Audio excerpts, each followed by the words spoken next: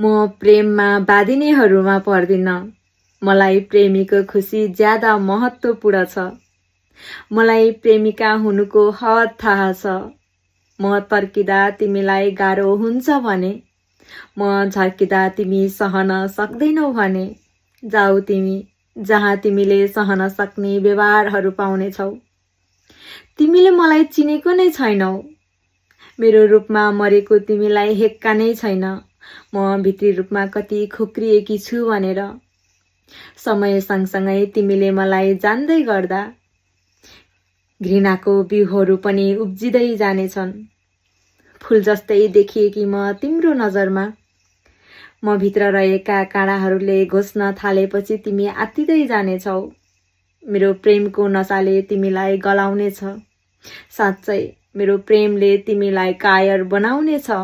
हेर, मेरो प्रेमले तिमीलाई पागल बनाउनेछ। हरेक कुराको एउटा हद हुन्छ, तर मेरो प्रेम बेहद हुन्छ।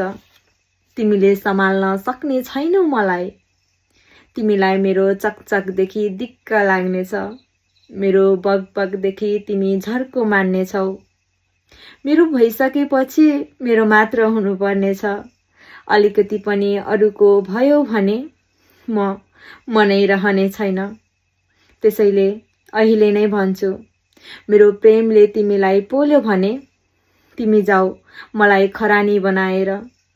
म प्रेममा प्रेमीहरूलाई बाँध्नेहरूमा पर्दिन। मलाई मभन्दा बढी तिम्रा खुसीहरू प्यारा छन्। तर म तिमीसँग पुरै आश्रित हुनुभन्दा पहिले जानु तिमी। मलाई तिमी सबै थोक मेरै हो भन्ने लाग्नुभन्दा पहिले जानु तिमी। मलाई तिमीसँग बेहद प्रेम हुनुभन्दा पहिले जानु तिमी।